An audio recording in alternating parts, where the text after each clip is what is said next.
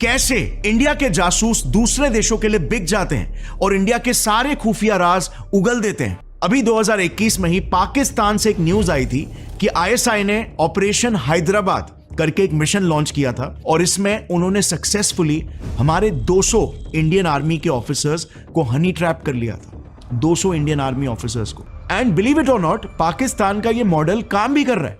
आपको याद भी होगा, अभी पिछले ही साल न्यूज आई थी कि पाकिस्तान की एक secret agent code named Zara Das Gupta ने हमारे डीआरडीओ यानी वो बॉडी जो हमारे सारे मिलिट्री इक्विपमेंट्स की टेक्नोलॉजी को बिल्ड करती है, उस बॉडी के एक्स डायरेक्टर प्रदीप कुरुलकर को फंसाकर उनसे हमारे टॉप मिसाइल्स जैसे कि ब्रह्मोस, एस्ट्रा, आकाश और तो और इंडिया का मोस्ट पावरफुल न्यूक्लियर मिसाइल अग्नि 6 जो अब तक ऑफिशियली रिलीज भी नहीं हुआ है, इन सब के सीक्रेट्स हमारे ऑफिसर ने उस पाकिस्तानी स्पाई को एक झटके में लीक कर दिए थे। और पाकिस्तान जैसे देश ने भी आज तक हमारे कितने ही ऑफिसर्स को हनी ट्रैप किया है, इसकी भी लिस्ट काफी लंबी है। इंडिया पर कंट्रोल हासिल करने की इस रेस में सबसे पहला चाल चला यूएसएसआर ने। उन्होंने तो हमारे देश के पहले इलेक्टेड गवर्नमेंट के पहले प्रधानमंत्री जवाहरलाल नेहरू को ही गिराने का प्लान बना लिया था, लेकिन इसके लिए उन्हें इंडिया में एक जासूस चाहिए था। ये आप ऑपरेटिव से मिले, कुछ कोई ऐसी कोई स्टोरी बताइए किसी ऑपरेटिव, कोई आईएसआई ऑपरेटिव से मिले कभी? I've met several former ISI chiefs जो हमारे ट्रैक 2 होते हैं ना, ट्रैक 2 डायलॉग्स, उनमें काफी सारे ISI लोगों से भी मिला। क्या बात हुई? देखिए, पाकिस्तानियों के साथ ठीक से बात नहीं हो सकता है क्योंकि जैसे farmer Israeli operatives or even current Israeli operatives or European operatives, you can actually sit and have a conversation with. आपने क्यों ऐसे किया? वो बोलेंगे देखिए हमारा असेसमेंट ये था, वो था और हमने ये किया। कोई कॉन्वर्सेशन चेक कर सकते हो, ज्यादा कॉन्टेक्स्ट समझ आएगा उसका। It's all dirty intelligence. Of course. All intelligence is dirty. वैसे एक पाकिस्तानी थे, no names,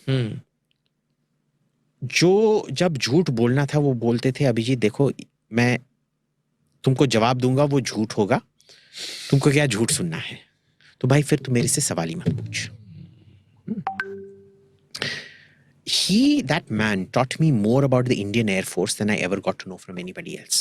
Oh, really? Yeah. Pakistani operative Indian air force के बारे में इंडियन एनालिस्ट को बता सकता है, जियोपॉलिटिकल एनालिस्ट है बहुत बड़ा ही, अभिजीत अय्यर नाम है इसका। इससे पाकिस्तानी ऑपरेटिव इंडियन एयरफोर्स का वो नॉलेज दे रहा है जो इसी के मुताबिक इसने 20 साल में भी इकट्ठा नहीं किया।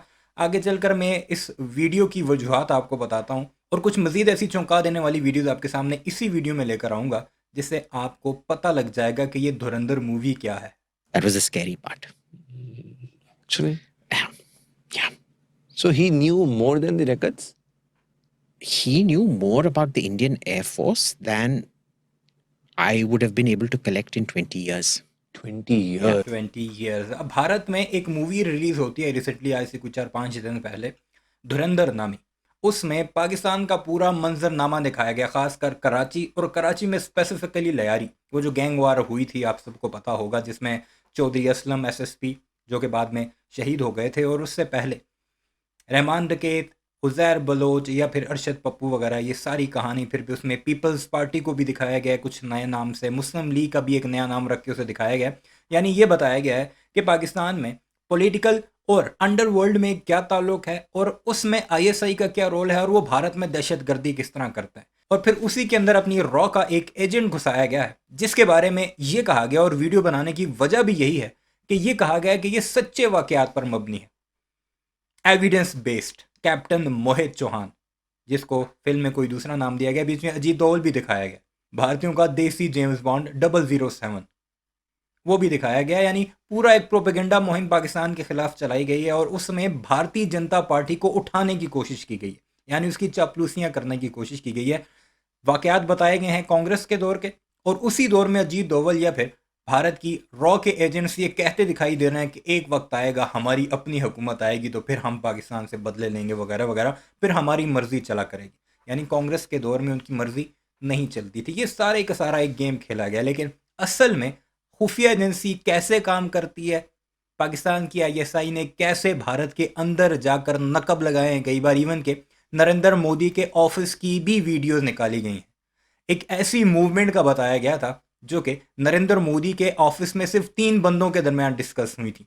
फौज ने पूरा मूव करना था, लेकिन उससे पहले ही पाकिस्तान में खबर पहुंच गई थी और भारतीय सर पकड़ कर बैठे रहे कि ये खबर तो हम 3 लोगों के टॉप 3 लोगों के दरमियान थी, वो पाकिस्तान कैसे पहुंची मूवमेंट से पहले। तो कुछ वीडियोस ये देखिए, आपको अंदाज़ा हो जाएगा कि असल में ऑपरेटिव्स कैसे काम करते हैं और भारत के बॉलीवुड में क्या कुछ बताया जाता है, क्या कुछ दिखाया जाता है। आपने तो कई ऐसे जहाज़ों की वीडियोस भी देखी होंगी कि जहाज़ों को उल्टा करके वो नेगेटिव जी मैनूवर करके उसका जो सिरा होता है वो ज़मीन के साथ रगड़ते दिखाई देते हैं, जबकि असल में क्या कुछ हुआ वो तो दुबई एयर शो में आपने देख लिया था। तो देखते हैं और एंजॉय करते हैं, और असल में आईएसआई क्या है वो हम भारतीयों की ज़ुबानी सुनते हैं। Yeah. And why is that so? He was clearly very good at his job. Because when I asked around about him with the other people, they all said he is an exception to the rule. He's not your typical Pakistani operative. तो देखिए, आप गाली गलौज तो बहुत कर सकते हैं, लेकिन ये आपको रेस्पेक्ट देनी पड़ेगी कि इन्होंने जब दुनिया सो रही थी तो ISI overtime they were running the extra mile, और इसीलिए आज आईएसआई मानी जाती है। अमेरिका के 15 साल रिसर्च करके इसको लिखा है, मैं चाहता हूं इसको पढ़े। इसमें कोई इल्जाम नहीं है, लेकिन पाकिस्तान की प्रोफेशनल कॉम्पिटेंस को कि आज आईएसआई को तब भी देखा है जब आईएसआई 40 साल पहले क्या थी, और आज आईएसआई क्या है कि सीआईए, केजीबी, MI5 सब लोहा मानते हैं एसआई का। जो प्रॉक्सी वॉर जो है ये इंडियन जनरल्स की मैं आपको वीडियोस दिखा रहा हूँ जो खुद आईएसआई की तारीफ कर रहे हैं। ये हर स्टेज पे लड़ा जा रहा है। और मैं आपको एक और बात बता दूं, जनरल साहब से मेरी बात होती रहती है। देखिए, ये जो प्रॉक्सी वॉर होता है ये इंटेलिजेंस एजेंसीज का काम होता है। प्रॉक्सी वॉर जो पाकिस्तान के द्वारा जो चलाया जा रहा है उसमें वहाँ का जो मिलिट्री इंटेलिजेंस कॉम्प्लेक्स जो है, यानी कि आईएसआई और मिलिट्री का जो वो है, उसके तहत ये पूरा ऑर्गेनाइज होता है। प्रॉक्सी वॉर में पाकिस्तान ने माहिरता हाजिर कर ली, क्योंकि जब सोवियत इन्वेजन हुआ था अफगानिस्तान पे, उस समय इन्होंने अमेरिकन के साथ मिलके एक बहुत बड़ी लड़ाई लड़ी थी। और उस समय से आप देखेंगे कि ये इनकी जो एक्सपर्टीज है प्रॉक्सी वॉर में, ये बड़े अच्छे तरीके से जानते हैं कि इसको पॉलिटिकली कैसे मैनेज करना है, इसको डिप्लोमेटिकली कैसे मैनेज करना है। और इनको ये भी मालूम है कि जो अमेरिकन्स हैं इनको कैसे बेवकूफ़ बनाना है। वो हमारी और आपकी तरह सेड्यूस नहीं होते हैं, वो भी अपने बच्चों को भेजते हैं अमेरिका, लेकिन वो उनको ये भी मालूम है कि बेवकूफ़ कैसे बनाया जाता है। तो उस प्रॉक्सी वॉर में वो बड़े वो महारता वो ये जवाब भी है, भारतीय जर्नल का जवाब भी है अजीत दोवल के लिए, जो पाकिस्तान के अगेंस्ट ये जो BLA शेले TTP वाले मामलात शुरू कर रहा है ना। पाकिस्तान ने अगर तुम्हारी तरफ दोबारा देखा तो फिर तुम्हें पता है तुम्हारे साथ क्या क्या कुछ होगा। ब्लीड इंडिया बाय 1000 कट्स, याद है ना, ये दोबारा शुरू ना हो जाए कहीं। हासिल कर चुके हैं। पाकिस्तान की आईएसआई ने भारत के ब्रह्मोस एरोस्पेस को टारगेट किया था। आपको बता दें, ना ये कोई हनी ट्रैप था, एक टिपिकल हनी ट्रैप, ना ही कोई मनी ट्रैप था, लेकिन इसके बावजूद भी तो कैसे एक NIT गोल्ड मेडलिस्ट लड़का, जिसे DRDO ने यंगेस्ट साइंटिस्ट का अवार्ड दिया था, वो निशांत अग्रवाल कैसे आईएसआई के इस ट्रैप में फंसता है, कैसे इसके जाल में फंसता है, ये आज आपको बताने वाले हैं।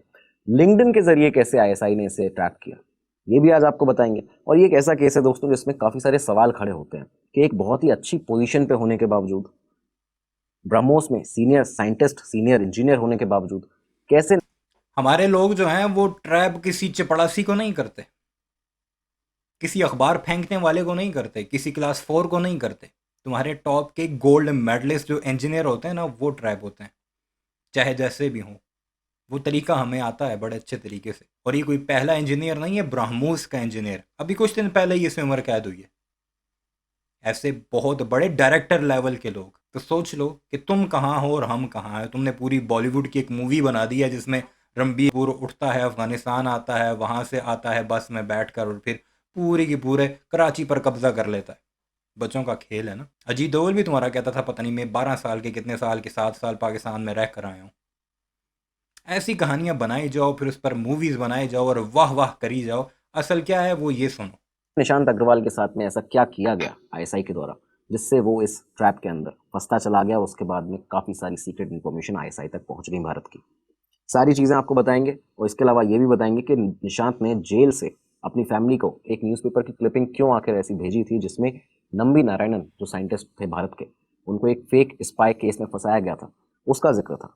तो ये सारी चीज़ें आपको पता चलेंगी। साथ ही पता चलेगा आखिर वो फेसबुक और लिंक्डइन आईडीज नेहा, पूजा और सेजल कपूर की कौन थी, किस तरह से वो आईएसआई ऑपरेटिव्स थे जो कि काम कर रहे थे पाकिस्तान के इस्लामाबाद से, और कैसे इन्होंने क्या क्या सीक्रेट डॉक्यूमेंट्स भारत से चुराए हैं। ऐसी हजारों वीडियोस आपको यूट्यूब पर मिल जाएंगे जिसमें खुद भारतीय पाकिस्तानी खुफिया एजेंसी को प्रेज करते हैं, उसके वो कारनामे दिखाते हैं जो कि भारत में वो कर चुके हैं, और किसी आम बंदे के साथ नहीं, बड़े बड़े लोगों के साथ, हुकूमत के दफातर में बैठे हुए, नरेंद्र मोदी के ऑफिस में बैठे हुए, इवन के डीआरडीओ के डायरेक्टर लेवल के बंदे को, या फिर ब्रह्मोस के इंजीनियर को। और ये कोई मूवीज नहीं है, ये खुद भारतीय पाकिस्तानियों की तारीफ करते दिखाई दे रहे हैं, पाकिस्तानियों के कारनामे बताते नजर आते हैं। तो खैर इस सारे मामले पर धुरंधर मूवी के बाद बहुत ज़्यादा हाइप थी, मुझे काफ़ी मैसेजेस आए कि इस पर वीडियोस बनाएं, तो शायद काफ़ी लोगों को अफाका हो गया होगा, जवाब मिल गया होगा कि हमारी एजेंसीज कैसे ऑपरेट करती हैं, बॉलीवुड के ज़रिए नहीं या लॉलीवुड के ज़रिए नहीं, रियल लाइफ में। और भारतीय अपने जहाज़ भी बॉलीवुड में उड़ाएं,